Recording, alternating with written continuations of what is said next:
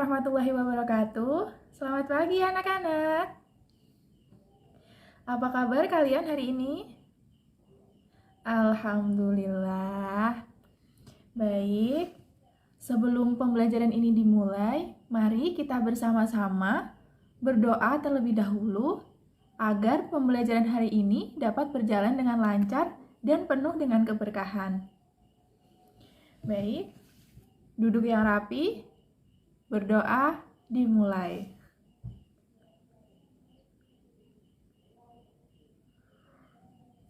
Berdoa selesai. Oke, Ibu lanjut dengan mengecek kehadiran kalian terlebih dahulu ya. Nabila Zahra hadir ya. Tasya, iya hadir. Doni, oke. Ferry hadir. Irawan, Alhamdulillah semuanya hadir ya hari ini. Baik, Ibu mau tanya nih, sebelum kalian berangkat sekolah, udah pada sarapan belum? Udah ya, Alhamdulillah. Berarti kalian harus semangat dong dalam mengikuti pembelajaran hari ini. Oke, kalian tahu nggak sih kenapa manusia ini memerlukan makanan? Ada yang tahu nggak? Iya Mas Ferry? Iya, betul sekali. Jadi, makanan ini kita butuhkan untuk memenuhi kebutuhan nutrisi dalam tubuh kita. Serta makanan juga akan memberikan energi yang mana energi ini kita gunakan untuk melakukan aktivitas sehari-hari. Nah, pada pertemuan kali ini kita akan membahas tentang sistem pencernaan manusia. Di sini ada yang tahu nggak? Apa aja organ sistem pencernaan manusia? Siapa yang tahu? Iya, Mas Doni. Pinter. Jadi, organ-organ dari sistem pencernaan manusia itu terdiri dari mulut, kerongkongan, lambung, usus halus, usus besar, dan terakhir anus. Ketika kita makan, makanan ini pertama kali akan memasuki mulut kita. Nah, di dalam mulut inilah pertama kalinya terjadi proses pencernaan makanan. Nah, di dalam mulut ini terjadi dua jenis pencernaan makanan, yaitu pencernaan secara mekanis dan pencernaan secara kimiawi. Ada yang tahu perbedaan dari dua jenis pencernaan ini? Ayo, siapa? Nah, Mbak Nabila coba jawab. Iya, pinter. Jadi, pencernaan secara mekanik ini terjadi ketika makanan itu dikunyah, diremas, dan dicampur. Sedangkan pencernaan secara kimiawi ini terjadi ketika enzim-enzim itu sudah mulai terlibat dalam proses pencernaan makanan. Seperti yang kita ketahui bahwa di mulut ini terdapat gigi yang mana akan membantu dalam proses pengunyahan makanan. Nah, proses pengunyahan makanan inilah yang disebut sebagai proses pencernaan secara mekanik. Dan kemudian air liur yang mengandung enzim amilase ikut serta dalam proses pencernaan ini. Inilah yang disebut dengan proses pencernaan secara kimiawi. Betul. Nah, makanan yang sudah dicerna di dalam mulut ini bisa disebut dengan bolus. Nah, bolus ini kemudian akan didorong oleh lidah masuk ke kerongkongan yang kemudian akan disalurkan menuju lambung. Nah, jadi kerongkongan ini merupakan saluran penghubung antara mulut dengan lambung.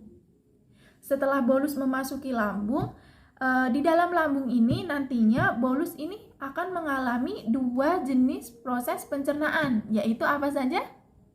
Iya, proses pencernaan secara mekanik dan pencernaan secara kimiawi. Nah, proses pencernaan secara mekanik ini dilakukan oleh otot-otot lambung dengan cara berkontraksi mengaduk-ngaduk bolus. Sedangkan pencernaan secara kimiawinya ini dilakukan dengan mencampurkan bolus dengan getah lambung. Nah, hasil dari pencernaan yang dilakukan di lambung ini akan menghasilkan bahan semi padat yang bisa disebut dengan kimus. Nah, kimus ini kemudian nantinya akan keluar melalui saluran sfinkter menuju usus halus. Jadi, saluran sfinkter ini merupakan penghubung antara lambung dengan usus halus. Organ selanjutnya yaitu usus halus. Nah, ternyata usus halus ini terbagi menjadi 3 bagian. Ada yang tahu apa aja?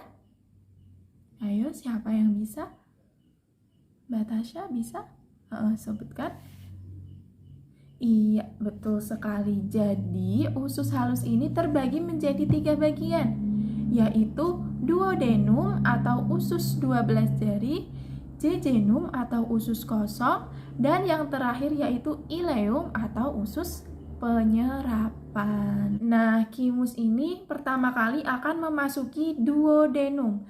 Nah, di dalam duodenum ini terdapat saluran yang berasal dari kantong empedu dan juga pankreas.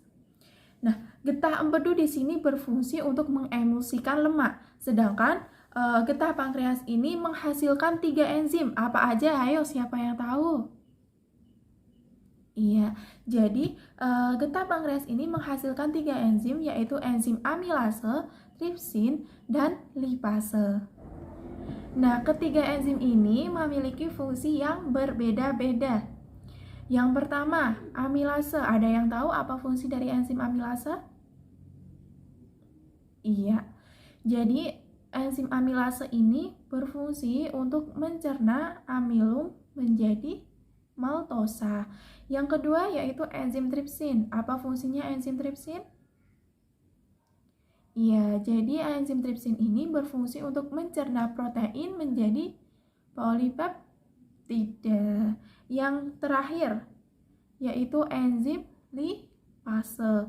Fungsi dari enzim lipase yaitu mencerna lemak menjadi asam lemak dan gliserol. Setelah kimus ini selesai dicerna di duodenum, selanjutnya kimus akan memasuki ke jejunum. Nah, di dalam jejunum ini kimus akan kembali dicerna menjadi struktur yang lebih halus yang nantinya akan memudahkan usus dalam menyerap sari-sari makanan atau nutrisi yang terkandung di dalam makanan. Nah, proses penyerapan ini terjadi di dalam usus penyerapan atau ileum. Nah, jadi proses penghancurannya itu terjadi di jejunum, lalu proses penyerapannya itu dilakukan oleh usus penyerapan atau ileum. Setelah melalui ileum, maka sisa-sisa makanan yang tidak dicerna ini akan memasuki usus besar. Nah, di dalam usus besar ini terjadi proses pengaturan air dan proses pembusukan sisa-sisa makanan yang tidak tercerna, yang sehingga nanti ini akan membentuk feses. Proses pembusukan makanan ini dibantu oleh bakteri. Ada yang tahu bakteri apakah itu? Pintar sekali. Ya, jadi proses pembusukan makanan ini terjadi dengan bantuan bakteri Escherichia coli. Setelah feses ini terbentuk, maka feses ini akan didorong menuju rektum dan nantinya akan dikeluarkan melalui anus. Baik, sampai di sini paham anak-anak? Ada yang ingin ditanyakan? Jika tidak ada, selanjutnya Ibu akan memberikan tugas kepada kalian. Nah, jadi di sini ini ada gambar dari organ sistem pencernaan. Nah, tugas kalian nanti menyebutkan apa nama dari organ tersebut dan juga tuliskan fungsi-fungsinya ya. Untuk tugas selanjutnya yaitu kalian harus mencari bahan materi tentang gangguan-gangguan pada sistem pencernaan manusia. Ini akan kita bahas pada pertemuan yang akan datang. Baik, pembelajaran untuk hari ini Ibu cukupkan. Jangan lupa nanti materinya dibaca dan dipelajari kembali ya. Kita tutup pembelajaran pada hari ini dengan bacaan hamdalah. Alhamdulillahirabbil alamin. Ibu cukupkan, kurang lebihnya mohon maaf. Wassalamualaikum warahmatullahi wabarakatuh.